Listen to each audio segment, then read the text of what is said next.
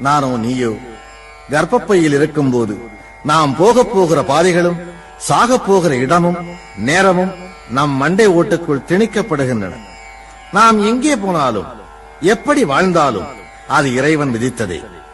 மனதின் சிந்தனை போக்கு எப்படி வேண்டுமானாலும் போகலாம்.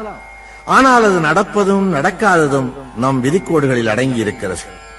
ஊழிற் பெருவலி யாவுள மற்றொன்று சூழினும் தான் முந்துரும் என்றான் வள்ளுவன். ஊழ் என்பது பூர்வ ஜென்மத்தையும் விதியையும் குறிக்கும். பூர்வ ஜென்மத்தின் எதிரொலியைக் கொண்டே அந்த ஜென்மத்தின் விதி நிர்ணயிக்கப்படுகிறது. அதனை ஊழ்வினை உறுத்து வந்தூட்டும் என்றான் இளங்கோ. போன ஜென்மத்தில் உன் விதி பாவம் செய்யும்படி விதிக்கப்பட்டிருந்தால் அதற்கான பரிகாரம் இந்த ஜென்மத்தில் எழுதப்படுகிறது. ஆகவே விதியின் கோடுகள் தாம் நம்மை ஆட்சி செய்கின்றன என்பது இந்துக்களின் அசைக்க முடியாத நம்பிக்கை. நாம் எண்ணியது நடந்தாலும் நடக்காவிட்டாலும், எண்ணாதது நடந்தாலும் யாவும்